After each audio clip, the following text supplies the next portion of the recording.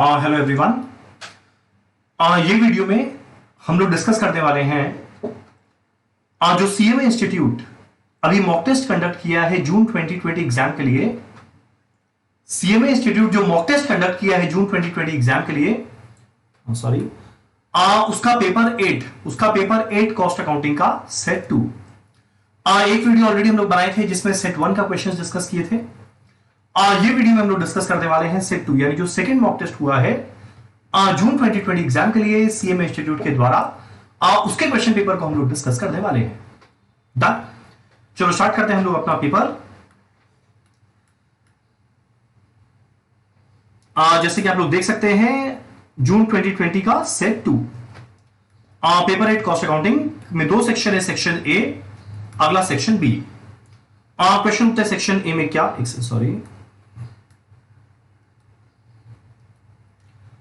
Section A रहेगा 25 marks का, जिसके अंदर में हम डिस्कस सबसे पहले क्वेश्चन 1 ए के अंदर में 10 एमसीक्यू है, एक मार्क का।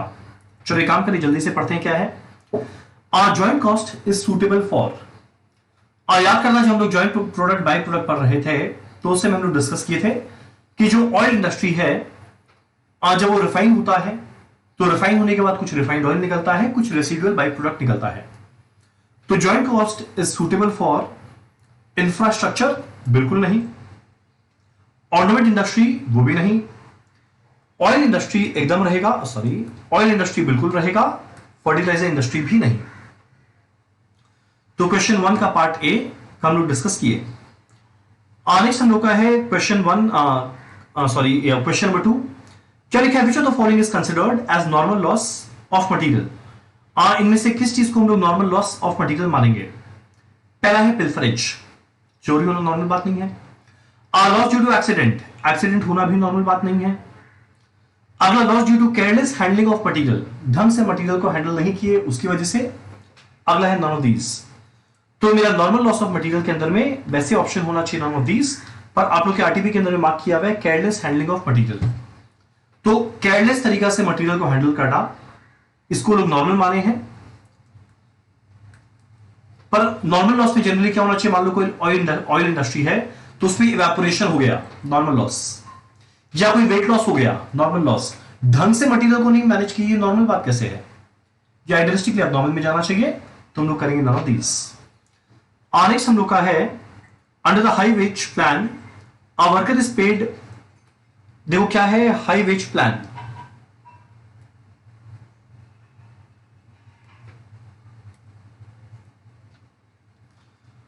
हाई वेज प्लान नाम खुद इंडिकेट कर रहा है, यहां पे वेजेस हाई रेट पे दिया जा रहा है। तो क्वेश्चन उठता है इस केस में वर्कर को पेमेंट कैसे किया जाएगा, जरा देखिए।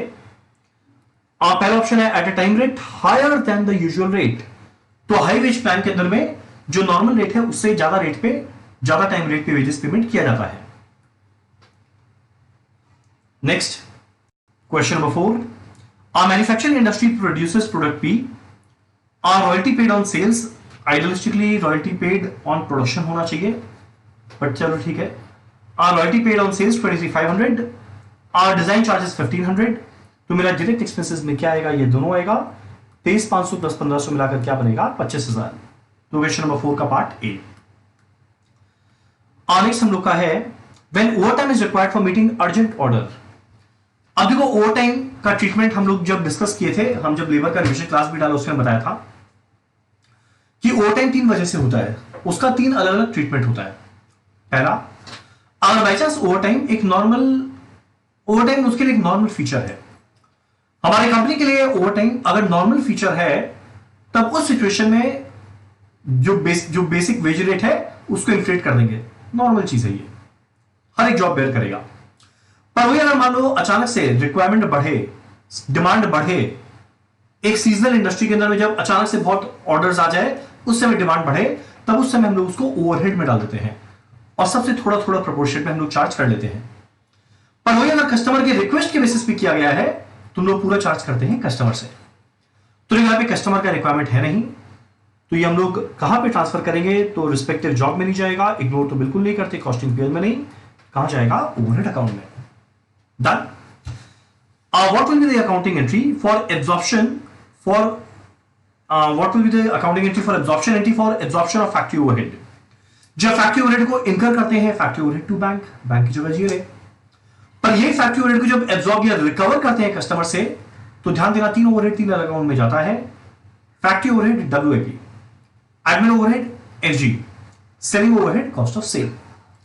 तो ये कहां पर जाएगा? WAP control account debit to factory overhead. I think ये रहेगा ऑप्शन ए। चलो अगला देखिए question number 7। In reconciliation statement transfer to reserve are.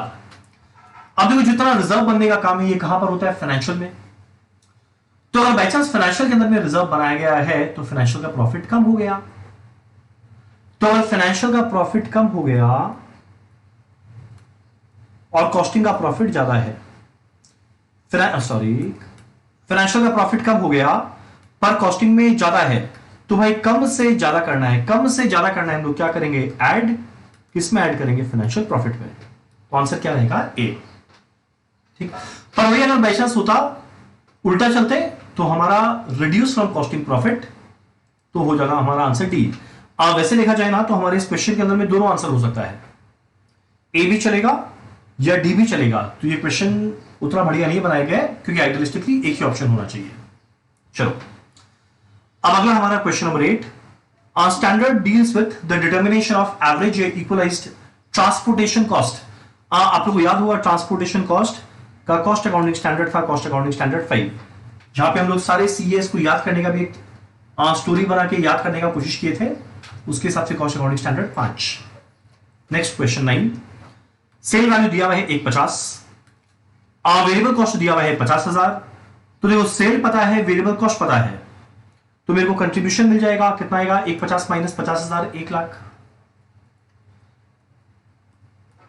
Compute करना है पीवी रेशियो, क्या बनेगा? Contribution divided by sale into 100। आपको कैलकुलेट करना ही आएगा 66.66। डन। नेक्स्ट हम लोग का है last question number 10। The basic difference between a fixed budget and flexible budget is that. Fixed budget और फ्लेक्सिबल बजट के बीच में डिफरेंस क्या? फिक्स्ड बजट एक सिंगल लेवल ऑफ एक्टिविटी पे बनाते हैं, जब यूनिट्स मान लो 10,000 है उसी पे बनाए शुरू में एस्टिमेट करके। अगर मान लो यूनिट 12,000 बन जाए या मान लो 6,000 बने तो उसको हम लोग चेंज नहीं करते। फिक्स्ड ये बड़ा स्टैटिक है। पर फ्लेक्सिबल बजट में याद करना, जैसे जैसे नंबर ऑफ यूनिट बढ़ता है हम लोग लेवल ऑफ एक्टिविटी चेंज होता है, हम लोग बजट को भी चेंज करते हैं। ध्यान देना फिक्स्ड कॉस्ट सेम रह जाता है, वेरिएबल कॉस्ट यूनिट के बढ़ने के साथ बढ़ता है टोटल में। तो fixed budget is concern with a single level of activity, correct. While flexible budget is that prepared for different level of activity, absolutely correct. तो क्वेश्चन नंबर 10 का पार्ट ए हो गया। डन। चलिए था हमारा एमसीक्यूज क्वेश्चन नंबर 1। चलो अगला हम लोग का है, इनफैक्ट क्वेश्चन 1 में आप देखो तो 10 में 6-7 काफी इजी था, 2-3 थोड़ा आप लोगों को पता होना चाहिए। चलो अगला हमारा क्वेश्चन बी, जहां पे मैच द फॉलोइंग है, कॉलम 1 को कॉलम 2 के साथ। क्या लिखा हुआ है? Notional rent charged to manufacturing cost, process of classifying material, selling and distribution overhead, historical cost. और देखो यहां पे 2 कॉस्ट अकाउंटिंग स्टैंडर्ड दिया हुआ है। संक कॉस्ट, संक का मतलब क्या? जो डूब गया। और कौन सा कॉस्ट डूब जाता है? जो ऑलरेडी लग गया वो तो मेरा डूब गया। मेरी डिसीजन मेकिंग के लिए रेलेवेंट क्या होता है? जो फ्यूचर में कॉस्ट लगने वाला है। तो संक कॉस्ट क्या है? मेरा हिस्टोरिकल कॉस्ट। डन। नेक्स्ट अगर हम लोग देखें, मटेरियल को क्लासिफाई करने का बहुत तरीका। एक एबीसी एनालिसिस है, एक वीईडी एनालिसिस है, एक एफएसएन एनालिसिस है। तो 3 का आंसर क्या होने वाला है? ई। ठीक। नेक्स्ट अब एक काम करते हैं, 2 कॉस्ट अकाउंटिंग स्टैंडर्ड को मैच करते हैं। क्वेश्चन होता है कॉस्ट अकाउंटिंग स्टैंडर्ड 22 क्या चीज से डील करता था? Manufacturing cost. Cost accounting standard 15 क्या चीज से डील करता था? Selling and distribution overhead. और जो नॉशनल रेंट है, ध्यान देना सारा नॉशनल खर्चा हमारे कॉस्ट में तो आता है पर फाइनेंशियल में नहीं आता। तो notional rent charged to income credited only in cost accounts. Done. तो एनीवेज ये था हमारा मैच द फॉलोइंग। चलिए हम लोग चलते हैं क्वेश्चन नंबर सी में। जो क्या है ट्रू एंड फॉल्स, जरा पढ़े क्या क्या है। Standard costing and budgetary control techniques are complementary to each other. Complementary का मतलब क्या, एक दूसरे को सपोर्ट करता है, डेफिनेटली करता है। बजटरी कंट्रोल टेक्निक्स को यूज करते हुए हम लोग स्टैंडर्ड सेट करते हैं और उसके बाद एक्चुअल के साथ कंपेयर करके वेरिएंसेस निकालते हैं। तो ऑब्वियस सा बात है, ये दोनों एक दूसरे को कॉम्प्लीमेंट करता है। तो ये ट्रू है या फॉल्स, एकदम ट्रू है। Next, the objective of cost accounting standard 10 is to bring uniform. एक काम करो, आगे मत पढ़ो। याद करना, कॉस्ट अकाउंटिंग स्टैंडर्ड CAS 10 क्या चीज से डील करता था, direct expense. is to bring uniformity and consistency in the period and methods of determining the direct expenses, एकदम ट्रू है। Next, question number 3, factory overhead cost applied to a job is usually based on a predetermined rate. Factory overhead cost applied का मतलब क्या होता है, absorb करना या recover करना या चार्ज करना कस्टमर से। अब जब रिकवरी रेट निकालते हैं तो ध्यान देना, साल के एंड में थोड़ी पहले निकालते हैं, और अगर पहले निकालते हैं तो बजटेड बेसिस पे निकालते हैं। देखो इसका क्या नाम है, is based on pre determined rate. Pre determined माने पहले से निकाला हुआ रेट, एकदम करेक्ट, ये भी ट्रू है। Next, stock ledger contains all the accounts of all items of finish goods. जो हमारा स्टॉक लेजर है, इसमें हर एक आइटम ऑफ फिनिश गुड्स का आता है, एकदम आता है। संग में रॉ मटेरियल का भी आता है, पर हालांकि इस क्वेश्चन ने नहीं बोला कि नॉट रॉ मटेरियल। और होता ना कि only finish goods but not raw material, तो फॉल्स हो जाता। पर बोलते हर एक आइटम ऑफ फिनिश गुड्स हम लोग अलग से बनाते हैं, तो एकदम बनाते हैं। No distinction is made between co product and joint product. Co product और जॉइंट प्रोडक्ट सेम, गलत, ये दोनों अलग अलग चीज है।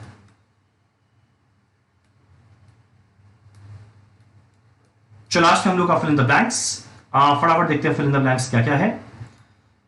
सबसे पहले material transfer note is a dash for transferring the material from one job to another job। जैसे कि हम लोग का GRN एक डॉक्यूमेंट है, हमारा MRN एक डॉक्यूमेंट है, मटेरियल ट्रांसफर नोट भी क्या है, एक तरह का डॉक्यूमेंट है।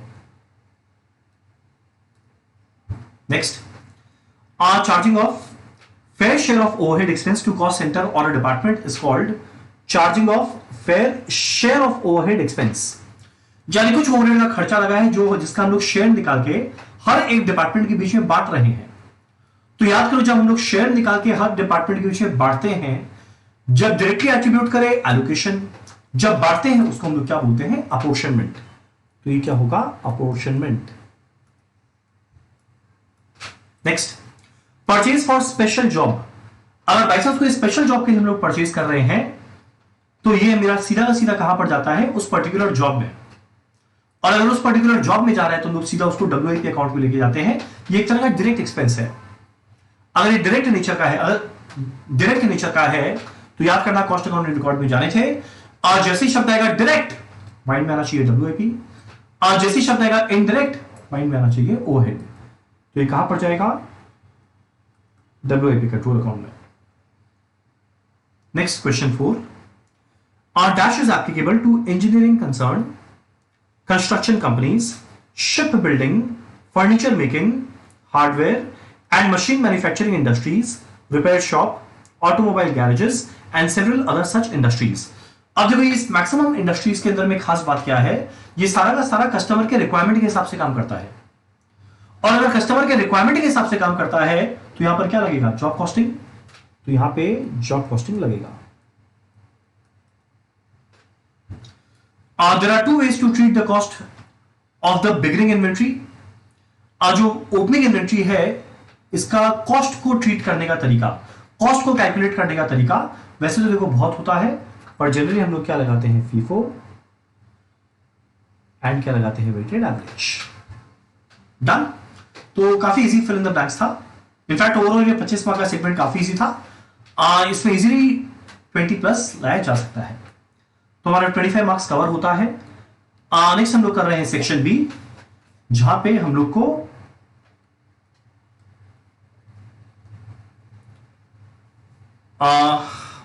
सब्जेक्टिव क्वेश्चंस करना है। चलो ठीक, जरा देखिए सबसे पहले क्वेश्चन नंबर 2 का पार्ट ए। क्या लिखा हुआ है, मटेरियल चैप्टर का क्वेश्चन है।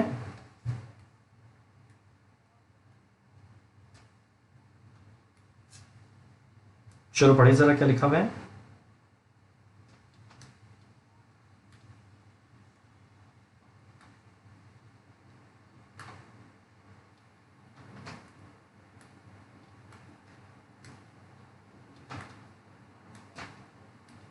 चलो, from the following particulars, with respect to a particular item of material of manufacturing company, calculate the best quantity to order. Ordering quantity दिया हुआ है,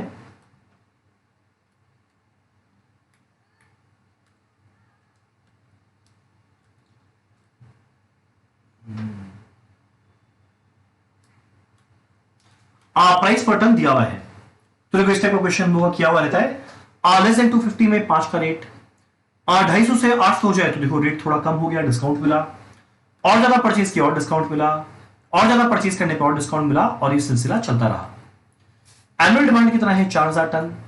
स्टॉक होल्डिंग कॉस्ट माने कैरिंग कॉस्ट है 20%, और delivery cost per order 5 रुपया। हमारा ordering cost per order खर्चा मतलब ऑर्डरिंग कॉस्ट दिया हुआ है 5 रुपया। तो यहां पर हम लोग क्या करेंगे, टेबल बनाएंगे। आज इस टेबल के हिसाब में हम लोग क्या करने वाले हैं, क्वांटिटी लेंगे। क्वेश्चन उठता है कितना कितना, जो लोअर रेंज रहेगा हम लोग हमेशा वो लेंगे। यानी यहाँ पे 250, यहाँ पे 800, 2000, 4000। क्वेश्चन उठता है लेस देन 250 में क्या ले, जो मन चाहे। कोई चाहे तो 50 ले, 100 ले, 150 ले, 200 ले, जो मन चाहे ले।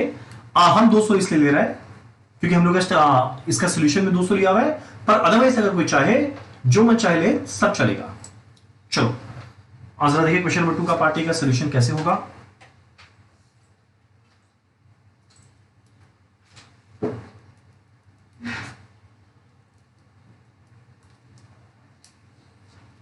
यहां पे 5 ऑल्टरनेटिव्स है, particulars. Alternative 1, 2, 3, 4 and 5।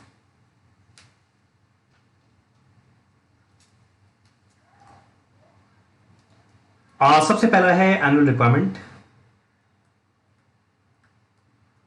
Her option में कितना है 4000।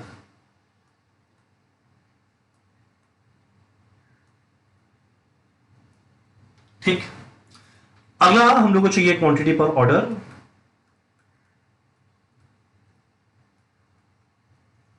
हम लोग सबका लोअर रेंज ले लिए। इससे मेरे को सीधा क्या मिलेगा, नंबर ऑफ ऑर्डर्स। कैसे आएगा, a डिवाइडेड बाई b। आप देखो यहां पे 20 आएगा, 4000 बाई 250, ये 16 आएगा, ये 5 आएगा, ये 2 आएगा, ये 1 आएगा। अगला हमारा है कॉस्ट पर यूनिट, जो हर एक के अंदर में अलग अलग है, या परचेज प्राइस पर यूनिट। आप लोग देखो कितना कितना है, 5, 4.9, 4.8, 4.7, 4.6।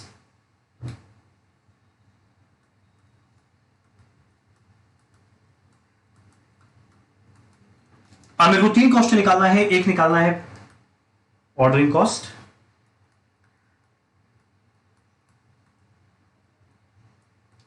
ऑर्डरिंग कॉस्ट कितना है 5 रुपया पर ऑर्डर। तो देखो जितनी बार ऑर्डर देंगे इंटू 5।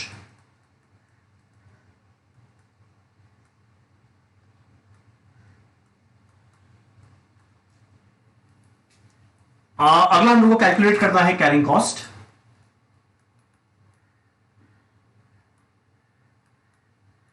कैरिंग कॉस्ट कितना आएगा, कैरिंग कॉस्ट किस पे लगेगा, जितना क्वांटिटी परचेज करते हैं। तो देखो कितना क्वांटिटी परचेज किए, वो ये रहा, डिवाइडेड बाय 2 एवरेज बनाने के लिए, into carrying cost per unit per annum. और carrying cost per unit per annum देखो कितना था 20%। और ध्यान देना जब भी कैरिंग कॉस्ट परसेंटेज में रहेगा और परचेज प्राइस चेंज होगा तो हर एक पे रिस्पेक्टिवली मल्टीप्लाई करना। तो एक काम करते हैं, यहां पे लिखते हैं क्वांटिटी क्या है B, R divided by 2 into carrying cost per unit per annum कितना है 20%। क्या चीज का, कॉस्ट पर यूनिट का, जो कहां पे लिखा हुआ था डी में। ठीक, तो अगर आप लोग कैलकुलेट करो तो देखना ये सारा वैल्यूज आएगा। 200 इंटू 5 का 10%, 100 रुपया।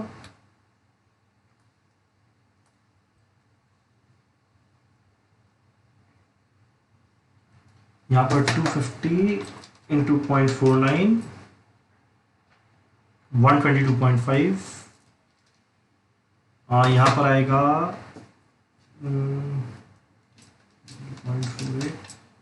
384,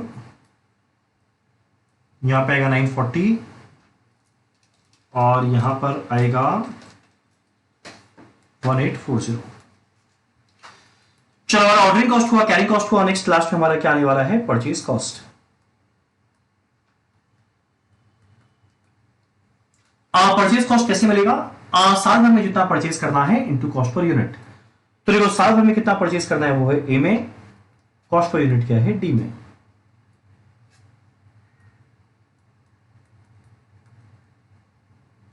तो अगर आप लोग कैलकुलेट करेंगे 4000 इंटू 5 वो आएगा 20,000। अगला आएगा 19,600, 19,200, 18,800 एंड 18,400। इससे मेरे को सीधा क्या मिल जाएगा? Total cost.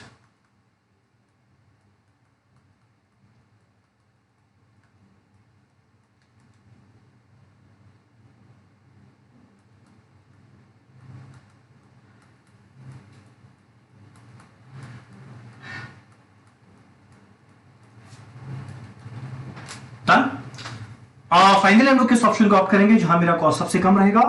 वो ऑप्शन कौन सा है? ऑप्शन 3। डन। तो ये काफी इजी क्वेश्चन था हमारा, क्वेश्चन नंबर 2 का पार्ट ए, जो 8 मार्क का, बड़ा इजी 8 मार्क का क्वेश्चन था। चलो अगला हमारा क्वेश्चन नंबर 2 का पार्ट बी। ये हमारा है चैप्टर ओवरहेड का, मशीन आवर रेट। चलो जरा देखिए क्या है। From the following data of solar system limited work out the pre determined machine hour rate.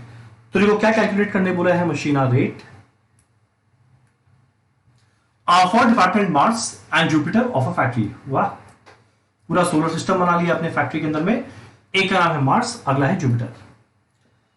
1 2 3 4 5 6, sorry 1 2 3 3 4 5 6 7, और ये 7 कॉस्ट दिया हुआ है, 7 आइटम का नाम, हर एक का कॉस्ट दिया हुआ है। हर एक डिपार्टमेंट में जो जो लगा, जहां जहां पे अलग से निकाल कर दे दिया वो तो एलोकेशन हो गया। और जैसे अगर आप लोग देखो तो स्पेयर पार्ट्स का दिया हुआ है तो एलोकेशन, अगला कंज्यूमर स्टोर्स का दिया हुआ है, तीसरा डेप्रिसिएशन दिया हुआ है, 3 दिया हुआ है 4th, 5th, 6th और 7th। टोटल में दिया हुआ है, देखो यहां पर नहीं लिखा हुआ है, तो मेरे को उसको बांटना है, बांट देंगे। The final estimates are to be prepared on the basis of our figure after taking into considering the following factors। अब होता है देखो 10% इंक्रीज होने वाला है स्पेयर पार्ट का कॉस्ट, यानी जो 9,000 रुपया था ये 10% बढ़ने वाला है, तो यानी 100 का जगह 110% हो जाएगा, तो ये भी 110% हो जाएगा। Very easy. Next, an increase of 20% in consumption of spare parts for department Jupiter. अब होते इसके अलावा स्पेयर पार्ट पे जितना जुपिटर में लगना चाहिए उसका 20% और ज्यादा लगेगा। इसका मतलब देखो क्या हुआ, पहले तो रेट बढ़ा, 110% हो गया। अब उधर जुपिटर में जितना मेरा लगना चाहिए उसका 20% और ज्यादा लगेगा, यानी जितना लगना चाहिए उसमें 20% और ज्यादा 120% लगेगा। यानी शॉर्ट अगर आप लोग देखो तो ये 4,400 हो जाएगा, ये 6,600 हो जाएगा, और टोटल यहां पर लिख देंगे। तो मेरा पहला लाइन हो गया। पॉइंट नंबर सी में क्या लिखा हुआ है? Increase in straight line method of depreciation from 10% on the original value of machinery to 12%। यानी पहले हमारा डेप्रिसिएशन 10% पे कैलकुलेट किया हुआ था, अब वो 12% पे होगा। तो ध्यान देना, जो मेरा डेप्रिसिएशन मशीन पहले 10% पे था, देखो ये 10 पे निकाला हुआ है। अब मेरे को 10 पे नहीं, अब मेरे को 12 पे निकालना है, तो 10 की जगह 12 पे निकालना है। तो ये क्या बन जाएगा? 12,000। ये क्या बन जाएगा? 24,000। चलो हमारा पॉइंट नंबर सी हो गया। अगला हमारा point number D. 15% general increase हो रहा है वेज रेट। अब देखो वेज रेट 15% बढ़ेगा, वेज रेट बढ़ेगा तो देखो भैया वेजेस का खर्चा कहां है? लेबर का कॉस्ट। तो जो 42,000 था ये 15% बढ़ जाएगा। तो अगर हम लोग 42,000 का 15% बढ़ाएंगे तो ये वैल्यू आ जाएगा 48,300। तो देखो 1 हो गया, 2 हो गया, 3 हो गया। अब मुझे पावर कॉस्ट को बांटना है, इंश्योरेंस को बांटना है, इनडायरेक्ट लेबर और बिल्डिंग मेंटेनेंस को बांटना है। बांटने के लिए यहां पे इंफॉर्मेशन दिया हुआ है क्या क्या। सबसे पहले देखो मेरा दिया हुआ है रेशियो ऑफ के डब्ल्यू रेटिंग। KW रेटिंग दिया हुआ है 3:2। तो जो मेरा पावर कॉस्ट है ना, जो मेरा पावर कॉस्ट है, इसको हम लोग बांट देंगे 3:2 के रेशियो में। तो 16,000 को 3:2 के रेशियो में बांट देंगे। नेक्स्ट हमारा ये हो गया, कंज्यूमर स्टोर्स हुआ है। अब इंश्योरेंस ऑन मशीन। अब देखो इंश्योरेंस ऑन मशीन का रेशियो एग्जैक्ट वही रहना चाहिए जो डेप्रिसिएशन ऑन मशीन का रेशियो था। तो मेरा डेप्रिसिएशन ऑन मशीन का रेशियो पहले क्या चल रहा था, 1:2। तो इंश्योरेंस का भी रेशियो क्या हो जाएगा, 1:2। तो उसको भी बांट देंगे, मेरा ये भी हो गया। और डेप्रिसिएशन बटा हुआ था। अगला इनडायरेक्ट लेबर और बिल्डिंग मेंटेनेंस। इनडायरेक्ट लेबर, अब इनडायरेक्ट लेबर किस पे डिपेंड करेगा, कुछ नहीं बोले हम लोग, किस पे मानेंगे, लेबर आर पे, जो रेशियो क्या है 8 और 12, रेशियो क्या बन जाएगा 2:3, बांट देंगे। अगला हमारा बिल्डिंग मेंटेनेंस। बिल्डिंग मेंटेनेंस किस पे डिपेंड करेगा, फ्लोर एरिया या स्पेस, फ्लोर स्पेस या एरिया, रेशियो क्या है 15:20 यानी 3:4 के रेशियो में बांट देंगे। तो यानी कुछ नहीं करना है, एकदम सिंपल क्वेश्चन था। दोनों डिपार्टमेंट का कॉस्ट निकाले, एक और कॉस्ट आ गया, उसके बाद मुझे डिवाइड करना है, मशीन आर रेट निकालना था, मशीन आर 25,000 30,000 से डिवाइड कर दिए। सो आई एम श्योर ये आप लोग अपने आप कर पाएंगे, हम लोग पूरा डिस्कस कर लिए।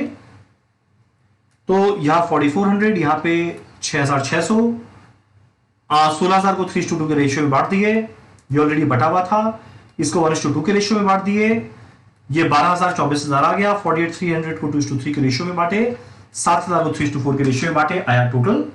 और डिवाइड करेंगे मशीन आर से, मुझे क्या मिलेगा, machine are rate. Done.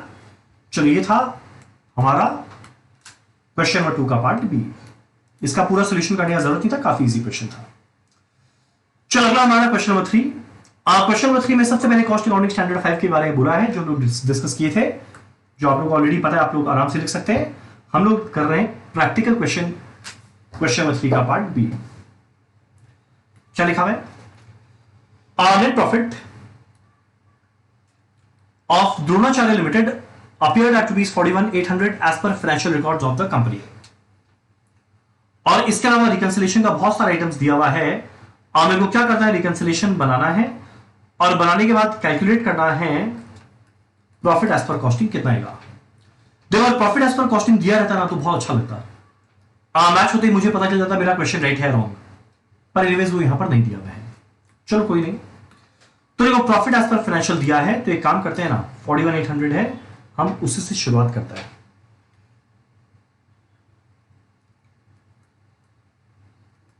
Profit as per financial दिया हुआ है,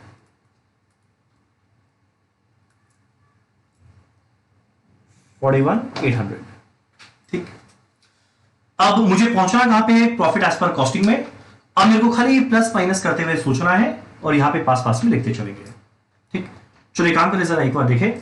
सबसे पहले stores adjustment credit and financial book. देखो फाइनेंशियल के क्रेडिट में गया, तो जो चीज फाइनेंशियल के क्रेडिट में जाएगा वो फाइनेंशियल के प्रॉफिट को बढ़ाएगा, यानी इसकी वजह से फाइनेंशियल का प्रॉफिट बढ़ा हुआ है पर कॉस्ट का कम है। तो ज्यादा से कम करना है, हम लोग क्या कर देंगे, लेस। तो इसको हम लोग क्या करेंगे, लेस, ठीक। Next, value of opening stock, costing में इतना है, फाइनेंशियल में इतना है। तो देखो ओपनिंग स्टॉक फाइनेंशियल के अंदर में ज्यादा है, और अगर ओपनिंग स्टॉक ज्यादा होता है, जो डेबिट साइड में आता है, अगर ओपनिंग स्टॉक ज्यादा होता है ना तो प्रॉफिट कम हो जाता है। तो फाइनेंशियल में ओपनिंग स्टॉक ज्यादा यानी फाइनेंशियल का प्रॉफिट कम है, एकदम सिंपल सा बात। फाइनेंशियल का प्रॉफिट कम है पर कॉस्ट में ज्यादा है, तो भैया कम से ज्यादा करना है, हम लोग क्या करेंगे, ऐड। ऐसे बड़ा बड़ा देखते चलते हैं, पहले वाला लेस, ऐड। क्वेश्चन उत्तर कितना, इतना जिन दोनों के बीच में डिफरेंस आया 1,500 रुपए का, इजी है। अगला हमारा क्या है, value of closing stock. Cost में 25,000, फाइनेंशियल में 23,000। तो देखो फाइनेंशियल में क्लोजिंग स्टॉक कम है, और क्लोजिंग स्टॉक क्रेडिट में आता है। अगर फाइनेंशियल में क्लोजिंग स्टॉक कम है यानी फाइनेंशियल का प्रॉफिट भी कम है, तो भाई फाइनेंशियल का प्रॉफिट कम है, फाइनेंशियल का प्रॉफिट कम है पर कॉस्ट में ज्यादा है। फाइनेंशियल में कम है पर कॉस्ट में ज्यादा है, तो कम से ज्यादा करना है, क्या करेंगे, ऐड। क्वेश्चन उठता है कितना, जितना दोनों के बीच में डिफरेंस आया 2,000 रुपए का, वेरी इजी। चलो अगला, interest charge in cost accounts. हमारा कुछ इंटरेस्ट को चार्ज किया गया है कॉस्ट अकाउंट्स में, जिसकी वजह से कॉस्ट में प्रॉफिट कम हो गया, फाइनेंशियल में ज्यादा था पर कॉस्ट में कम हो गया, तो भाई ज्यादा से कम करना है, क्या करेंगे, less. Next, imputed rent charge in cost accounts. कुछ इंप्यूटेड या नॉशनल खर्चा कॉस्टिंग में आया है। अगर खर्चा खाली कॉस्टिंग में आएगा तो कॉस्टिंग का प्रॉफिट कम रहेगा, फाइनेंशियल का ज्यादा था, कॉस्टिंग का कम रहेगा, ज्यादा से कम करना है, क्या करेंगे, less. Very easy. Next, goodwill return of.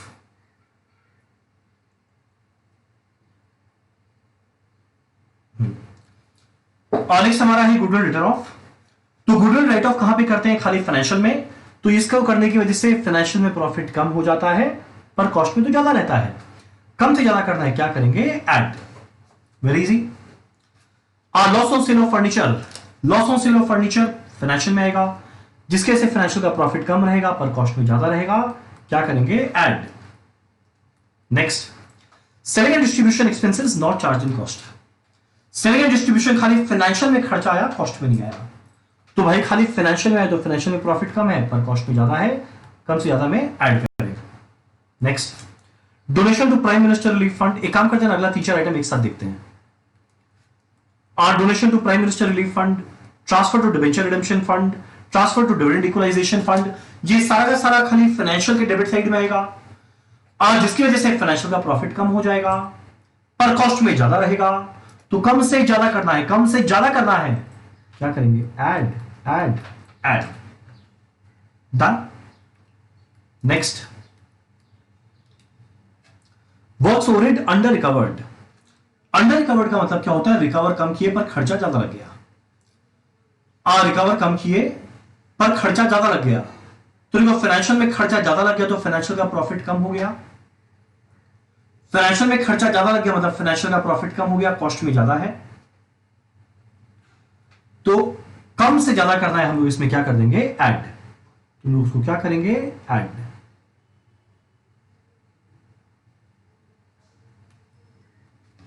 Administration over recovered, ठीक उल्टा माइनस।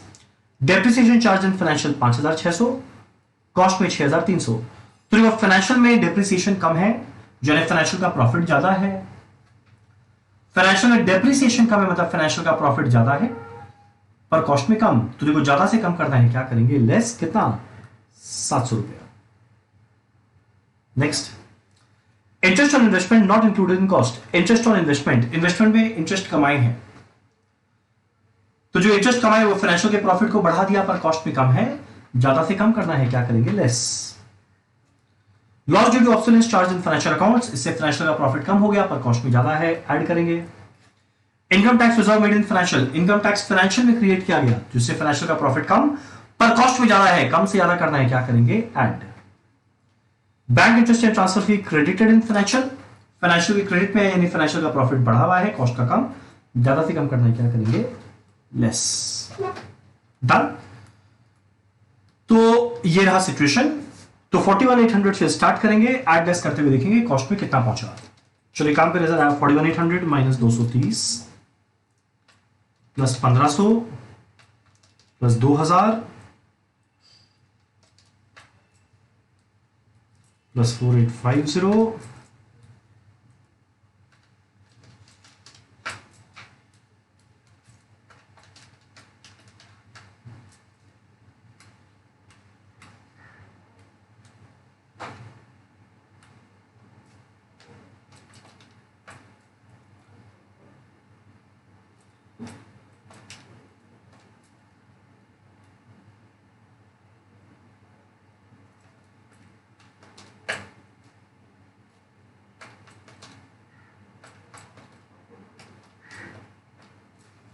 तो अगर आप लोग ये कैलकुलेट करेंगे तो देखना मेरा प्रॉफिट एज पर कॉस्ट आ जाएगा 111,900। डन। तो ये बहुत इजी क्वेश्चन था, एकदम सिंपल बेसिक क्वेश्चन था जो लोग आराम से कर पाए। चलो अगला हम लोग करते हैं क्वेश्चन नंबर 4। क्या है क्वेश्चन 4? ओ क्वेश्चन 4 बहुत इजी क्वेश्चन है, जॉब एंड बैच कॉस्टिंग है, इस टाइप का क्वेश्चन लोग किया हुआ रहता है, पढ़ लेते हैं फटाफट। एक पर्टिकुलर जॉब नंबर 425 है, उसका सेलिंग प्राइस निकालना है और आज के दिन सुपरवाइजर ऐसा कॉस्टशीट बनाकर रेडी है। और ऑब्वियस बात है कॉस्टशीट गलत है तभी हम लोग को क्वेश्चन बना है और हम लोग बनाने बोला है। मटेरियल दिया हुआ है, वेजेस दिया हुआ है हर एक डिपार्टमेंट का, चार्जेबल एक्सपेंस मतलब डायरेक्ट एक्सपेंस, प्राइम कॉस्ट आया हुआ है। इसके बाद सीधा 33 1/3% एक साथ जोड़ा है, factory overhead, admin overhead, selling overhead, profit सब मिला जुला के टोटल कॉस्ट इतना आया हुआ है। सॉरी प्रॉफिट नहीं, टोटल कॉस्ट आया हुआ है। अब देखो मेरे पूरी कंपनी का पीएल अकाउंट बनाकर दिया हुआ है, बहुत अच्छा बात है। मटेरियल दिया है, वेजेस दिया है तीनों डिपार्टमेंट का, स्पेशल स्टोर आइटम दिया, ओवरहेड दिया तीनों डिपार्टमेंट का, सेलिंग एक्सपेंस, सेल और प्रॉफिट दिया हुआ है। Next, it is also noted that average RD rate for three department X, Y, and Z are similar. You are required to calculate and enter revised cost of job number 425 using the actual figure for previous year. और बाद में 25% total cost का जोड़ना है selling price निकालने के लिए, कुछ नहीं करना। कभी भी इस टाइप का क्वेश्चन है जॉब एंड बैच कॉस्टिंग, तो सबसे पहला काम, पहला साल का देखो ऑलरेडी मेरा कॉस्ट दिया हुआ है, इसके बेसिस पे हम लोग क्या करेंगे, कुछ परसेंटेज निकालेंगे किसका, हर तरह के ओवरहेड का। तो देखो पहला ओवरहेड क्या है, फैक्ट्री ओवरहेड। और जब भी कभी डिपार्टमेंट वाइज इंफॉर्मेशन दे, हम लोग हमेशा डिपार्टमेंट वाइज कैलकुलेट करते हैं। तो अगर हम लोग यहां पे फैक्ट्री ओवरहेड का रेट निकाले तो लिखना डिपार्टमेंट एक्स में कितना आएगा, फैक्ट्री ओवरहेड का रेट हम लोग निकालते हैं वेजेस पे, एडमिन ओवरहेड, सेलिंग ओवरहेड रहता तो हम लोग निकालते कॉस्ट ऑफ प्रोडक्शन पे। कितना आएगा, 42,000 by 70,000 into 100, 60% of wages. Y का आएगा 54,000 divided by 90,000 into 100, 60% of wages. Z का आएगा 32,000 divided by 80,000 into 100, 40% of wages. तो देखो मेरा तीनों डिपार्टमेंट के अंदर में फैक्ट्री ओवरहेड का परसेंटेज आ गया। अब अगला देखो, एडमिन ओवरहेड तो है नहीं पर सेलिंग ओवरहेड है, उसका परसेंटेज निकालते हैं। कितना आएगा, 1,60,000 divided by 1,60,000 divided by, question उठता है किस पे डिपेंड करेगा, cost of production. Cost of production कितना आएगा जरा देखना, सेल वैल्यू 20 लाख था, जीपी 4 लाख था, तो कॉस्ट ऑफ प्रोडक्शन 16 लाख। यह एक ऑप्शन अगर आप लोग कॉस्ट शीट बनाते तो material plus wages plus direct expense मिला के प्राइम कॉस्ट प्लस ये मिला के आ जाता कॉस्ट ऑफ प्रोडक्शन 16 लाख। तो 1,60,000 डिवाइडेड बाय 16 लाख इंटू 100 क्या बन जाएगा, 10%। डन। और एग्जैक्ट ये सारा परसेंटेज ऊपर जॉब कॉस्ट शीट में लगा देंगे। तो काफी इजी क्वेश्चन था। तो देखो भैया, मटेरियल जो 5,000 है वो एकदम करेक्ट है, वेजेस जो 3,600 है वो एकदम करेक्ट है। बस खाली मेरे को ये पता होना चाहिए हर डिपार्टमेंट में वेजेस क्या लगा। तो रेट 20 पर आवर था, तो 70 इंटू 20 1400, ये रहेगा 1200, ये रहेगा 1000। ठीक। अब अगर हम लोग देखें डायरेक्ट एक्सपेंस जो था वो ऑलरेडी है 1000, तो मेरा 9600 प्राइम कॉस्ट आया हुआ था जो ऑलरेडी पता था। अब ऐड करना है फैक्ट्री ओवरहेड। क्वेश्चन उठता है कितना कितना था जरा देखा, 60%, 60% एंड 40%, 60, 60 एंड 40। तो कैसे मिलेगा, पहले वाले में 1400 का 60% 840, 1200 का 60% 720, 1000 का 40% 400। तो अगर आप लोग ये कैलकुलेट करेंगे तो देखना ये आएगा 1960, ये मिलाकर आ गया 11560 कॉस्ट ऑफ प्रोडक्शन। ऐड करेंगे सेलिंग ओवरहेड 10%, ये मिलेगा 1156, आया टोटल कॉस्ट। ऐड करेंगे प्रॉफिट 25%, मेरे को सीधा क्या मिलेगा, सेल। तो 12716 का 25% कैलकुलेट करो, ये बनेगा 3179।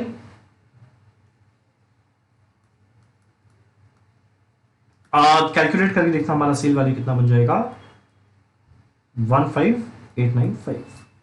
तो एकदम सिंपल क्वेश्चन था जॉब एंड बैच कॉस्टिंग का। कुछ नहीं करना पड़ता, बस खाली 3 ओवरहेड का रेट निकालते हैं, एग्जैक्ट वही रेट जॉब कॉस्ट शीट में लगा देते हैं। तो अगर आप लोग देखो तो ये फ्री का 8वां का क्वेश्चन था। चलो वेरी इजी। चलो अगला हमारा है question number part B, question 4 का पार्ट बी। चल लिखा मैं, ये क्वेश्चन हमारा जॉइंट प्रोडक्ट बाई प्रोडक्ट का है, पढ़ लेते हैं फटाफट। सीआरआई लिमिटेड मैन्युफैक्चर करता है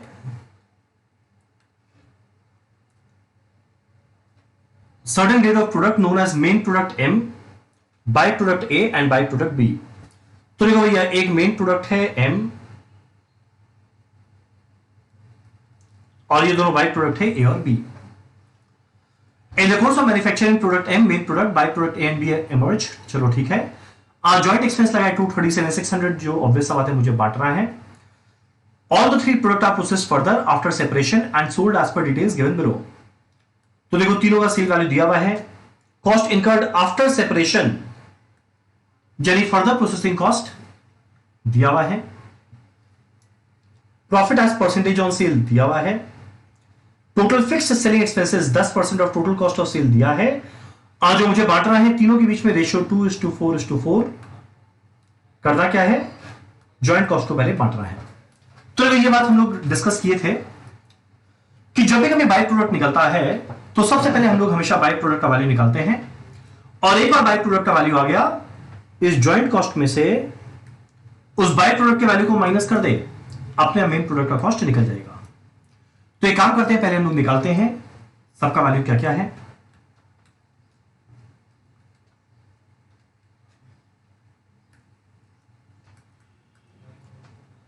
तीन प्रोडक्ट है M, A और B।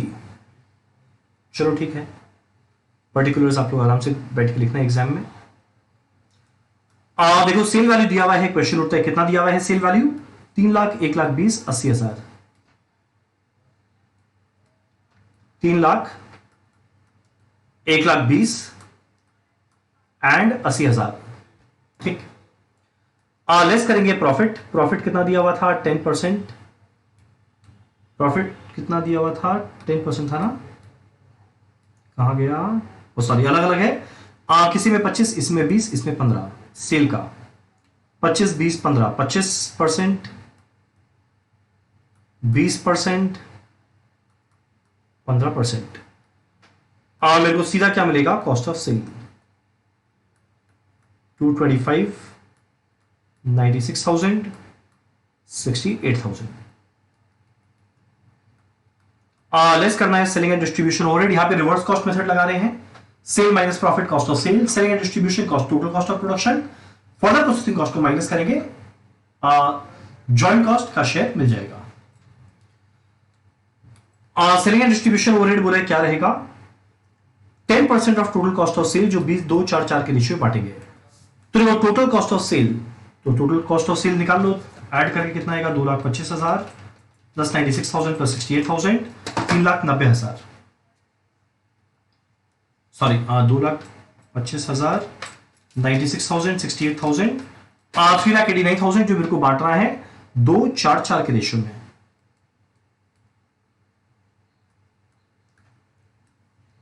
$3,89,000 इन रेशियो 2, 4, 4, 77,800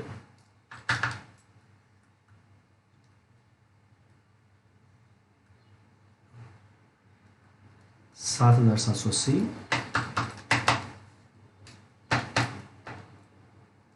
हाँ सॉरी 3,89,000 का 10% है 38,900, 7780, 15560, 15560। तो देखना ये मिलेगा कॉस्ट ऑफ प्रोडक्शन, आप लोग कैलकुलेट करके देखना, ये आएगा 2,17,720, 220। ये बनेगा 80440, ये बनेगा 52440।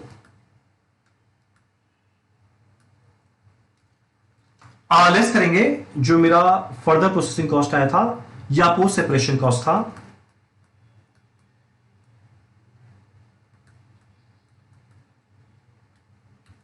कितना था पोस्ट सेपरेशन कॉस्ट 30, 25, 10।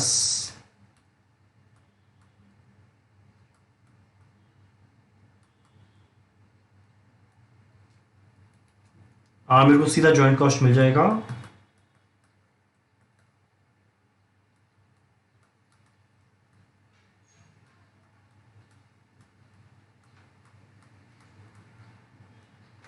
एक बार जरा तीनों को ऐड करके देखना कितना वैल्यू आएगा 187,220 प्लस 55,440 प्लस 42,440 25,100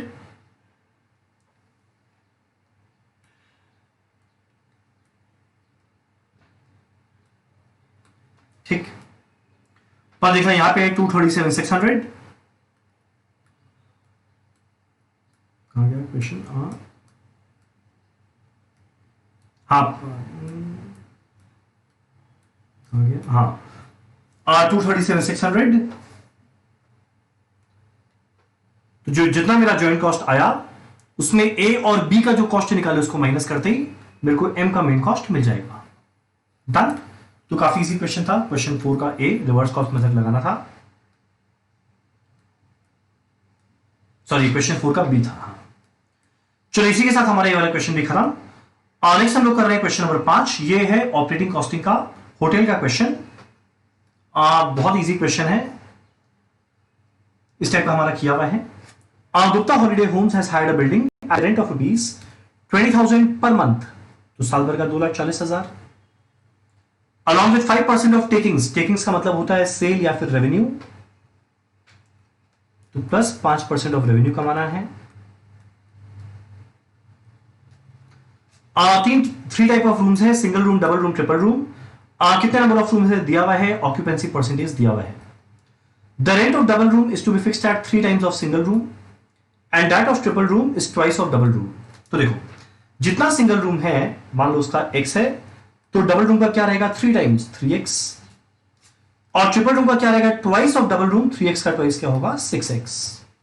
ठीक। Other expenses for the year 2019 are as below. तो ये सारा का सारा खर्चा दिया हुआ है। प्रॉफिट दिया हुआ है कितना कमाना है, साल में 360 दिन। कैलकुलेट क्या करना है, हम लोग हर एक रूम से कितना रेंट चार्ज करेंगे। बहुत इजी क्वेश्चन है। और मेरा पहला काम क्या है, सारे के सारे टोटल कॉस्ट को ऐड करो, प्रॉफिट को ऐड करो, रेवेन्यू निकालो। 2 टेबल बनाते हैं। पहला रेवेन्यू निकालते हैं, अगला रेट निकालते हैं। तो एक काम करते हैं, पहले सारे के सारे कॉस्ट को ऐड करें। 20,22,100, 5.5 लाख, 2,25,000, 1,30,000, 80,500, 70,000, 1,60,000। तो अगर आप लोग कैलकुलेट करेंगे ये आएगा 3237,600 जो word to word copy paste था। एक और खर्चा था जो हमारे क्वेश्चन के पहले लाइन में लिखा हुआ था, रेंट। कितना था रेंट, 2,40,000 प्लस 5% ऑफ रेवेन्यू यानी टेकिंग्स। इसमें ऐड करो rent 2,40,000 plus 5% of takings. Takings को अगर x मान ले या y मान ले, अगर हम लोग x रूम के रेट को मान रहे हैं, y मान ले तो 5% ऑफ y। तो देखना मेरा टोटल कॉस्ट कितना आ जाएगा 32,37,600 प्लस 2,40,000, 34,77,600 प्लस 0.05y। ऐड करेंगे प्रॉफिट 25% ऑफ टेकिंग्स यानी 0.25y is equal to revenue कितना आएगा y। ठीक। तो देखा this plus this is equal to this. ये इक्वेशन सॉल्व करना मेरे को तुरंत क्या मिल जाएगा, y का वैल्यू। अगर आप लोग सॉल्व करके देखेंगे तो मैं बताता हूं इसमें y का वैल्यू कितना आ जाएगा। I think 4,968,000।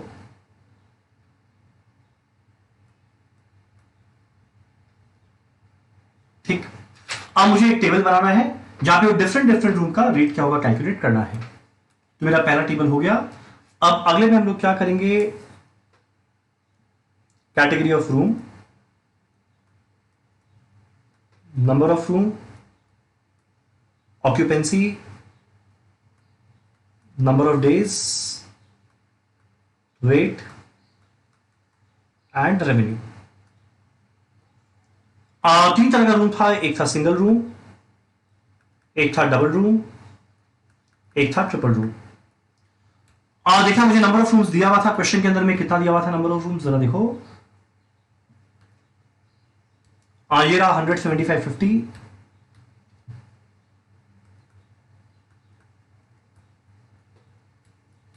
ऑक्यूपेंसी दिया था 180/60।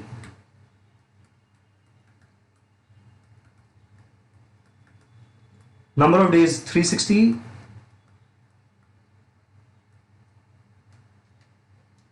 रेट क्या रहने वाला है x, 3x और 6x जो हम लोग शुरू में डिस्कस किए थे। जैसे हम लोग ये चारों को मल्टीप्लाई करेंगे मुझे टोटल रेवेन्यू मिल जाएगा। तो अगर आपको कैलकुलेट करके देखेंगे तो देखना ये आएगा आई थिंक 36,000x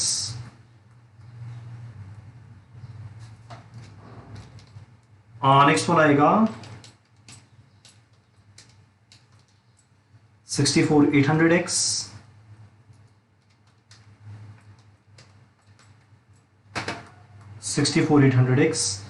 टोटल करके देखना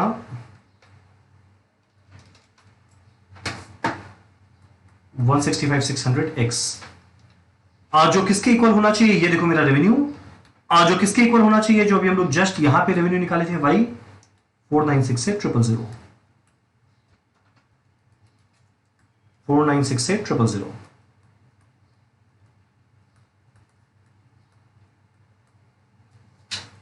तो आप लोग अगर कैलकुलेट करो तो देखना ये आ जाएगा 30। तो मेरा सिंगल रूम का रेट 30, डबल रूम का 30 × 390, ट्रिपल का 30 × 6 180। Very easy question. इस टाइप का क्वेश्चन हम लोग का काफी किया हुआ रहता है। नेक्स्ट हमारा क्वेश्चन नंबर 5 का पार्ट बी। ये कॉन्ट्रैक्ट कॉस्टिंग का क्वेश्चन है जो बहुत इजी क्वेश्चन है। वापस इस टाइप का क्वेश्चन आप लोगों को देखा हुआ रहता है, जहां पे कॉन्ट्रैक्ट प्राइस दिया हुआ है, ओपनिंग बैलेंस क्लोजिंग बैलेंस दिया हुआ है, work certified uncertified material side approved wages का। तो पहला काम एक करके डिस्कस करते हुए चलते हैं कहां डेबिट क्रेडिट में जाएगा। सबसे पहले ओपनिंग बैलेंस का बात करें तो ओपनिंग बैलेंस का शुरुआत करेंगे to opening WIP work certified इतना, to opening WIP work uncertified इतना, to opening stock of material इतना। ये जो अक्रूड वेजेस जब हम लोग वेजेस का कैलकुलेशन करेंगे उसके साथ एडजस्ट करेंगे, तो 3 ओपनिंग बैलेंस आया। इसके बाद मेरा क्लोजिंग स्टॉक ऑफ मटेरियल दिया हुआ है, क्रेडिट में आ जाएगा। ये तीनों डेबिट में है, ये क्रेडिट में। मेरा वर्क सर्टिफाइड अनसर्टिफाइड दिया हुआ है, ये सीधा स्टेज 2 में क्रेडिट साइड में लिख देंगे। मटेरियल इश्यूड फ्रॉम शेयर नहीं स्टोर होना चाहिए। मटेरियल इश्यूड फ्रॉम स्टोर जो हमारा क्लियर कट दिया हुआ है डेबिट साइड में आ जाएगा। मटेरियल डायरेक्टली परचेज्ड जो डायरेक्टली परचेज हुआ वो हमारा डेबिट साइड में आ जाएगा। वेजेस पेड 6 लाख, साल के एंड के आउटस्टैंडिंग को ऐड करेंगे, साल के ओपनिंग आउटस्टैंडिंग को लेस करेंगे, तो देखना ये आएगा 5,98,000। कहां पर आएगा, डेबिट साइड में। आर्किटेक्ट फीस डेबिट साइड में, plant hire charges debit side, engineering expenses debit side, share of general overhead debit side, material return to store credit side, material return to supplier credit side, fines and penalties paid अब normal item है जो सीधा costing PL में जाएगा, हमारे यहां का part नहीं बनेगा। The contractee pays 80% of work certified in cash, ये जो हमारा नॉशनल प्रॉफिट को बांटना होता है उसमें ये काम आएगा। तो अगर इसका सोल्यूशन देखें, सबसे पहले देखो वो 3 ओपनिंग बैलेंस आया हुआ है, material return to store and supplier आया हुआ है, स्टेज 2 का दोनों आइटम आया हुआ है, material issued purchased architect fees plant hire charges engineering expenses wages का अप्रूव करने के बाद 598 जनरल ओवरहेड जो वो नॉशनल प्रॉफिट तक निकाला हुआ है। अब मेरा एक बार नॉशनल प्रॉफिट आ गया, फिर उसको बांटना है 2 पार्ट में। कितना कॉस्टिंग पीएल में जाएगा, कितना प्रॉफिट रिजर्व में जाएगा, वो किस पर डिपेंड करता है, कितना % काम हुआ। तो अगर आप लोग देखोगे तो देखो 40 लाख रुपए का काम वर्क सर्टिफाई हो गया था आउट ऑफ 50 लाख, यानी 80% डन। तो याद करना पहला स्लैब लेस देन 25% पीएल में कुछ नहीं, 25 से 50 में 1/3 जाएगा, 50 से 90 के बीच में 2/3 जाएगा। तो यानी यहां पर हम लोग क्या लेकर जाएंगे, 2/3 of notional profit into cash received by work certified. Cash कितना मिला था हमारे क्वेश्चन में दिया हुआ था, कैश आई थिंक 80% देता था। तो वर्क सर्टिफाइड अगर 40 लाख है उसका 80% मिलेगा यानी 32 लाख आउट ऑफ 40 लाख। तो अगर आप लोग ये कैलकुलेट करो तो देखना ये वैल्यू आ जाएगा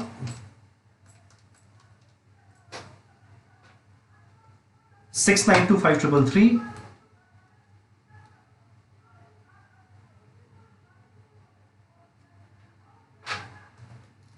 12,95,000 into 80% into 2/3 सॉरी 690667, बाकी कहां चला जाएगा, प्रॉफिट रिजर्व में।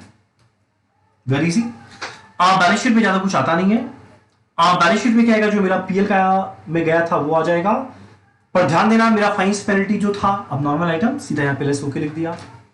साल के एंड का आउटस्टैंडिंग और क्या आएगा, जो 4 क्लोजिंग बैलेंस था। आप लोग बोलेंगे क्या 4 क्लोजिंग बैलेंस था, देखो 31 मार्च 2019 का जो बैलेंस है एग्जैक्ट वो आ जाएगा। क्लोजिंग स्टॉक मटेरियल का, साइट का, वर्क सर्टिफाइड अनसर्टिफाइड आया, जो कैश रिसीव हुआ था 40 में 32 लाख माइनस किए, और प्रॉफिट रिजर्व पे 2 ऑप्शन था, इधर दिखाए यहां से लेस करके दिखाए, लेस करके दिखाए। डन। तो ये भी काफी इजी क्वेश्चन था कॉन्ट्रैक्ट कॉस्टिंग का, क्वेश्चन नंबर 5। चलो अगला हमारा क्वेश्चन नंबर 6 क्या चीज का है, मार्जिनल कॉस्टिंग। फटाफट करते हैं क्वेश्चन नंबर 6 एंड 7, हमारा क्वेश्चन नंबर कंप्लीट। चलो जरा देखिए हमारा क्वेश्चन नंबर 6 मार्जिनल कॉस्टिंग का क्या लिखा हुआ है। कोहिनूर लिमिटेड का कुछ इंफॉर्मेशन दिया हुआ है मार्च 2019 के लिए। वेरिएबल कॉस्ट पर यूनिट दिया हुआ है, fix factory overhead, fix selling overhead दिया है, तो देखो मेरा टोटल फिक्स कॉस्ट मिला के दिया हुआ है 7,20,000। सेलिंग प्राइस पर यूनिट दिया हुआ है, बस 3 इंफॉर्मेशन दिया है। सेलिंग प्राइस पर यूनिट दिया हुआ है, वेरिएबल कॉस्ट पर यूनिट दिया हुआ है, तो इससे डेफिनेटली मेरे को कंट्रीब्यूशन पर यूनिट मिल जाएगा। अगर आपको कैलकुलेट करके देखेंगे कितना आ जाएगा, 25 माइनस 19, 6 रुपया पर यूनिट, और fix cost 7,20,000। What is the break even point expressed in rupee sales. B पे निकालना है रुपी के टर्म्स में, यानी वैल्यू के टर्म्स में। फॉर्मूला क्या होगा, fix cost divided bye PV ratio. तो देखो फिक्स कॉस्ट तो मुझे पता है, पीवी रेशियो कैसे आएगा, कंट्रीब्यूशन बाय सेल्स इनटू 100। तो अगर आप लोग कैलकुलेट करो PV ratio, contribution divided by sale into 100, 6 by 25 into 100, कितना आ जाएगा, 24%। ठीक, तो वैल्यू पुट करना, फिक्स कॉस्ट है 7,20,000, पीवी रेशियो है 24%, ये वैल्यू कितना आ जाएगा, आई थिंक 30 लाख। ठीक, तो बड़ा इजी था पहला part. How many units must be sold to earn a target net income of 1,20,000 per month. और देखो ये भी महीने का है, तो उसी में रखना है। ये बात अनगिनत बार हम लोग डिस्कस किए थे, जब भी कभी प्रॉफिट दिया रहे सेल निकालना है, सेल दिया रहे प्रॉफिट निकालना है। फॉर्मूला क्या बनेगा, fix cost of profit divided by, देखो यूनिट के टर्म्स में निकालना है, इसीलिए कंट्रीब्यूशन पर यूनिट। तो फॉर्मूला क्या, fix cost plus profit divided by contribution per unit.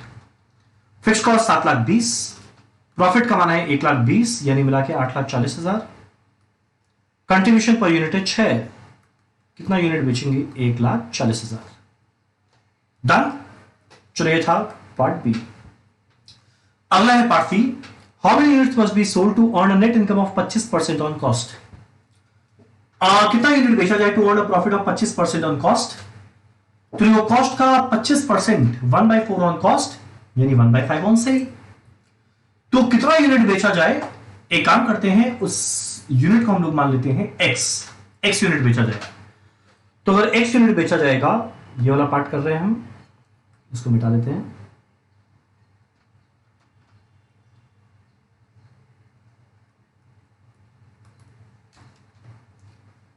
कितना यूनिट बेचा जाए टू अर्न अ प्रॉफिट। तो जब भी प्रॉफिट दिया रहे सेल निकालना हो, सेल दिया रहे प्रॉफिट निकालना हो, formula fix cost of profit by contribution per unit. तो फिक्स कॉस्ट 7,20,000, प्रॉफिट कमाएगा 1/4 ऑन कॉस्ट, यानी 1/5 ऑन सेल। सेल वैल्यू कितना है, देखो एक यूनिट को 25 में बेचते हैं, तो x को बेचेंगे 25x में, उसका 20% यानी 5x divided by contribution per unit कितना है, 6। अगर आप लोग कैलकुलेट करके देखेंगे तो देखना x का वैल्यू आ जाएगा 7,20,000 यूनिट्स। Very easy. आखिरी part, what should be the selling price per unit if break even point is to be brought down to 1,60,000 unit. बोलते नया सेलिंग प्राइस पर यूनिट निकाल, अगर बाई चांस मेरे break even point को 1,60,000 unit बनाना है। ठीक है, क्वेश्चन होता है इसका कैलकुलेशन कैसे करेंगे, बड़ा आसान है।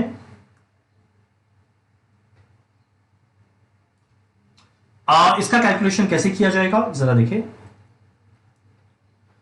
ब्रेक इवन पॉइंट का formula fix cost by contribution per unit. Break even point 1,60,000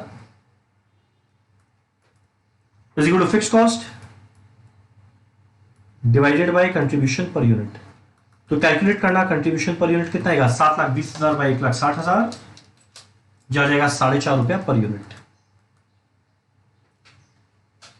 contribution per unit आएगा 4.5। मेरा वेरिएबल कॉस्ट पर यूनिट 19 दिया हुआ है, तो सेलिंग प्राइस पर यूनिट पता है क्या बन जाएगा, 23.5। ठीक। सो एक बहुत इजी क्वेश्चन था जो एग्जाम में 8 मार्क का पूछा था, और चारों पार्ट दो लाइन का है, वेरी इजी। चलो अगला हमारा क्वेश्चन नंबर 6 का पार्ट बी, क्या लिखा हुआ है, element limited is at present working at 90% of capacity and producing 13,500 unit. तो 90% में 13,500 बनाता है, तो 100% में कितना बनाया होगा, 13,500 90 में था, तो 100 में क्या आएगा, 15,000 यूनिट्स। ठीक, सेल वैल्यू दोनों में दिया हुआ है। फिक्स कॉस्ट दिया हुआ है, सेमी फिक्स कॉस्ट दिया हुआ है, वेरिएबल कॉस्ट दिया हुआ है, कितना यूनिट्स, ये क्या है, 15,08,000, आई थिंक ये 15,000 होगा। Labour and material cost per unit are constant under present condition. Profit margin is 10%। You are required to determine the differential cost of producing 1500 units by increasing capacity to 100%। यानी 1500 unit और बढ़ाने के लिए मेरा extra खर्चा क्या लग रहा है, मुझे निकालना है। What would you recommend for an export price for these 1500 units, taking into account that overseas prices are much lower than indigenous prices? मेरे को निकालना है कि एक्सपोर्ट जब करेंगे तो कम से कम कितना प्राइस चार्ज करना है। बड़ा इजी क्वेश्चन है। पहला हमारा टारगेट होगा ये निकालना। पहले हम लोग का टारगेट रखते हैं ये कैलकुलेट करना कि हमारा इंक्रीमेंटल कॉस्ट कितना आएगा। चलो ठीक है, पहले देखते हैं आज के दिन का सिचुएशन क्या है। देखो 15 lakh sale value, profit margin 10% है, तो 15 लाख का 10% गया मतलब 13.5 लाख है टोटल कॉस्ट। अब जो 13.5 लाख है टोटल कॉस्ट, उसमें fixed cost, semi variable, variable पता है, उस 13.5 लाख में से इसको हटाएंगे तो मेरा बाकी क्या मिल जाएगा, मटेरियल एंड लेबर कॉस्ट। तो पहले वो निकालते हैं। एक काम करते हैं, 6 का पार्ट भी हम लोग करते हैं।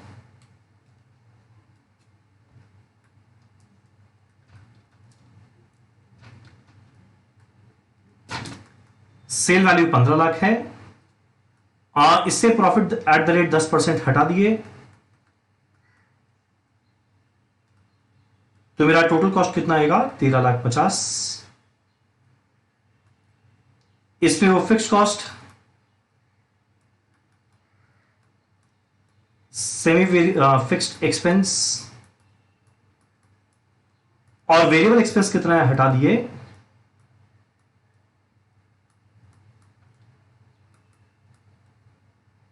इससे मेरे को बाकी मिल जाएगा मटेरियल एंड लेबर कॉस्ट।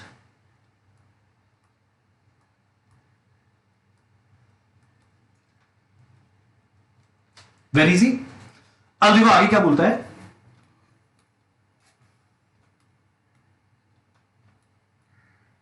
अब बोलता है जो एक्स्ट्रा 1500 यूनिट बनाए, जो एक्स्ट्रा 1500 यूनिट बनाए उसको बनाने के लिए मेरा एक्स्ट्रा खर्चा क्या लग रहा है। तो देखो भैया एक्स्ट्रा खर्चा क्या लगेगा, तो पार्ट ए पहले करते हैं, कॉस्ट निकाले, पर्टिकुलर्स आप लोग लिखना। पहले मटेरियल एंड लेबर कॉस्ट, देखो 8,07,000 रुपया लग रहा था 1500 यूनिट को बनाने का, सॉरी 13,500 यूनिट को बनाने का। मेरा 8,07,000 लग रहा था 13,500 यूनिट को बनाने का, तो जो एक्स्ट्रा 1500 यूनिट बनाएंगे इसके लिए मेरा कॉस्ट क्या लगेगा, जरा देखना, 89,667।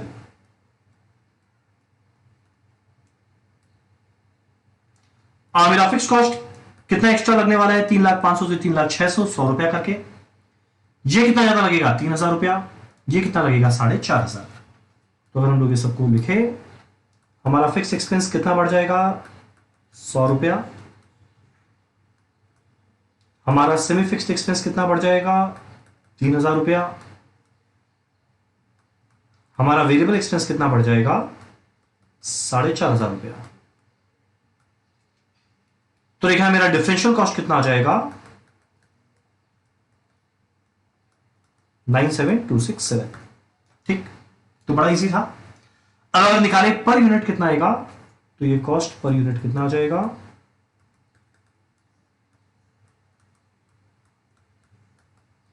ये 1500 यूनिट के लिए अगर आप लोग कैलकुलेट करो 64.84, तो लोग बेयर मिनिमम कितना प्राइस चार्ज करेंगे बिना प्रॉफिट चार्ज किए, 64.84। एकदम सिंपल क्वेश्चन था, कुछ भी नहीं था इस क्वेश्चन में। चलो हम लोग करते हैं हमारा आखिरी क्वेश्चन इस क्वेश्चन पेपर का, क्वेश्चन नंबर 7 का part A and part B. कहां है 7 का पार्ट ए, ये रहा। चलो, a chemical company requires gives you the following standard and actual data of its chemical number 1 2 3 4, you are required to calculate variances, खाली material variances निकालने बोला है। चलो वेरी गुड, बहुत अच्छा बात है। स्टैंडर्ड डेटा देखो दिया हुआ है, कितना कितना दिया हुआ है जरा देखो। सबसे पहले देखो यहां पे दिया हुआ है 450, ए का लगता है इस रेट पे, बी का लगता है 360 इस रेट पे, यानी 810 केजी लगा। इतना इतना लेबर काम किया है, स्किल्ड अनस्किल्ड, बट सही मायने में देखा जाए ये बेकार इंफॉर्मेशन है, क्योंकि मेरे को कैलकुलेट करने बोला है खाली मटेरियल वेरिएंसेस, कोई काम का नहीं है बात। अब ये 810 में कुछ नॉर्मल लॉस हो गया तो इतना आउटपुट निकल रहा है, यानी वैसे देखा जाए तो इतना क्वांटिटी लग रहा है इस आउटपुट के लिए, और इतना क्वांटिटी लग रहा है इतने आउटपुट के लिए। पर मुझे क्या निकालना है, एक्चुअल आउटपुट के लिए क्या लगना चाहिए, तो जरा हम लोग नीचे देखें एक्चुअल में क्या लिखा हुआ है। एक्चुअल डेटा ए और बी का इतना इतना क्वांटिटी एक्चुअल में लगा इस रेट पे, लेबर का कोई काम का नहीं है। 50 लॉस होने के बाद 760 का आउटपुट निकला, तो देखो एक्चुअल में आउटपुट निकला है 760। तो कुछ नहीं करना है, एक सिंपल सा काम करना है। हमारा इतना इतना क्वांटिटी लग रहा था, इतना क्वांटिटी लग रहा था 720 में, तो 760 में क्या लगेगा। ये क्वांटिटी लगा 720 को बनाने के लिए, तो 760 के लिए क्या लगेगा, पहला कॉलम आया। और standard quantity for actual output, standard rate पता है, एक्चुअल क्वांटिटी एक्चुअल रेट पता है, बन गया कॉस्ट कार्ड।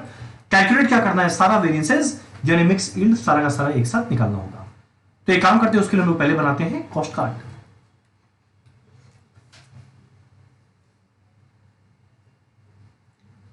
क्वेश्चन नंबर 7 का पार्ट ए, मटेरियल का कॉस्ट कार्ड।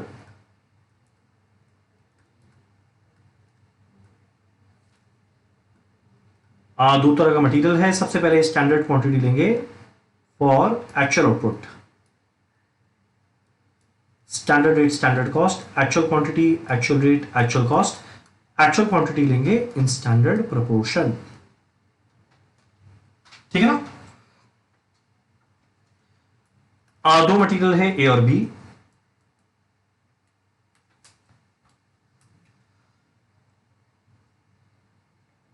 पहले स्टैंडर्ड क्वांटिटी देखना, खाली स्टैंडर्ड क्वांटिटी में दिमाग लगाना, कितना कितना था, 450 360 था 720 को बनाने के लिए। पर मुझे चाहिए एक्चुअल आउटपुट के लिए क्या लगना चाहिए, तो देखो भैया एक्चुअल आउटपुट क्या था 760, तो लिखते हैं 450 है 720 के लिए,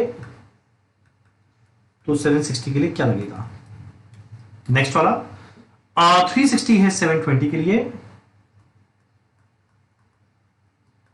तो 760 के लिए क्या लगेगा। तो अगर आप लोग कैलकुलेट करेंगे तो देखना ये आ जाएगा 475, ये आ जाएगा 380। स्टैंडर्ड क्वांटिटी आया। अगला चाहिए स्टैंडर्ड रेट। स्टैंडर्ड रेट दिया हुआ है 20 और 10,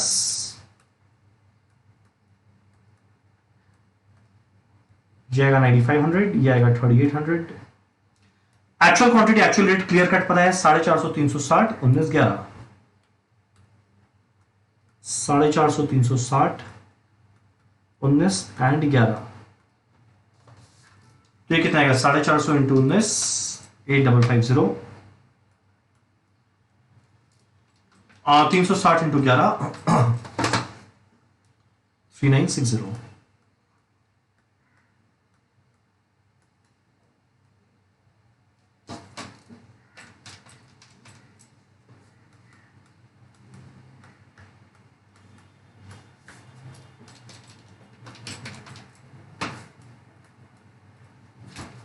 लास्ट में मेरे को क्या करना है, एक एक्चुअल क्वांटिटी को लेना है स्टैंडर्ड प्रोपोर्शन में। एक्चुअल क्वांटिटी लेंगे स्टैंडर्ड प्रोपोर्शन यानी 475 और 380 के रेशियो में।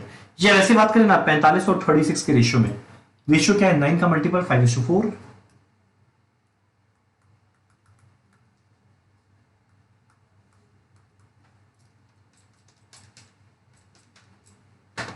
ये बन जाएगा 450, ये बन जाएगा 360, सॉरी, ओ वाह, ये तो बढ़िया चीज हो गया।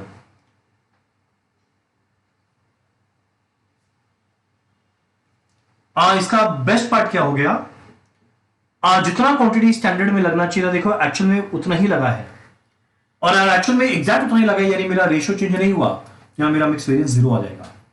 तो कॉस्ट वेरिएंस निकालेंगे this minus this, quantity variance निकालेंगे क्वांटिटी का difference into standard rate, rate variance निकालेंगे रेट का डिफरेंस इनटू एक्चुअल क्वांटिटी, और जो मेरा क्वांटिटी वेरिएंस रहेगा वही यील्ड वेरिएंस आएगा। कारण क्या, मिक्स वेरिएंस कुछ नहीं रहेगा क्योंकि ये दोनों एग्जैक्ट सेम है। ठीक, तो ये था क्वेश्चन नंबर 7 का पार्ट ए। हम लोग आखिरी कर रहे हैं क्वेश्चन नंबर 7 का पार्ट बी। ये एक और बहुत ज्यादा इजी क्वेश्चन है। क्या लिखा हुआ है, आज फिल्म कंपनी का सेल वैल्यू है 6 लाख रुपया एट 80% ऑफ कैपेसिटी। तो 6 लाख है 80% कैपेसिटी में सेल वैल्यू, सेल वैल्यू है 6 लाख रुपया 80% कैपेसिटी में। अब देखो बहुत सारा कॉस्ट दिया हुआ है, जो जो मेरा कॉस्ट अमाउंट के टर्म्स में दिया हुआ है वो सारा फिक्स कॉस्ट है, और बाकी जो परसेंटेज ऑफ सेल है वो सीधा सेल वैल्यू का परसेंटेज दिया हुआ है। मेरे को करना क्या है, फ्लेक्सिबल बजट बनाना है 90 और 100% कैपेसिटी में, तो मुझे बनाना है 90 और 100% में क्या होगा। तो 90 और 100% में क्या होगा हम लोगों को बनाना है,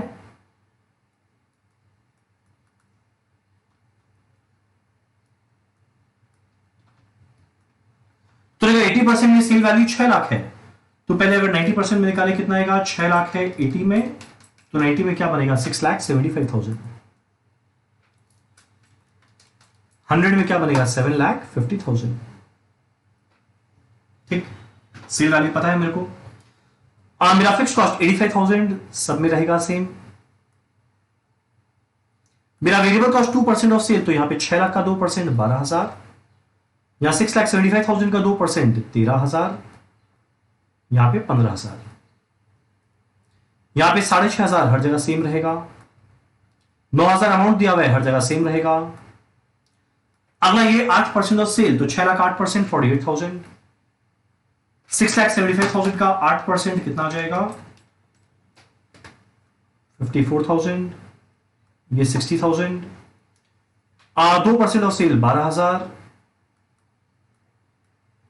आई थिंक ये 13,500 होना चाहिए, रियली सॉरी, ये 15,000, 1% 6,000, 6,750 7,500, 3% ऑफ सेल 18,000, 2,0250 22,500। मेरा फिक्स कॉस्ट हर जगह रहेगा सेम 15,000। सिमिलरली 1% 4% हम लोग कैलकुलेट कर लेंगे 6,000।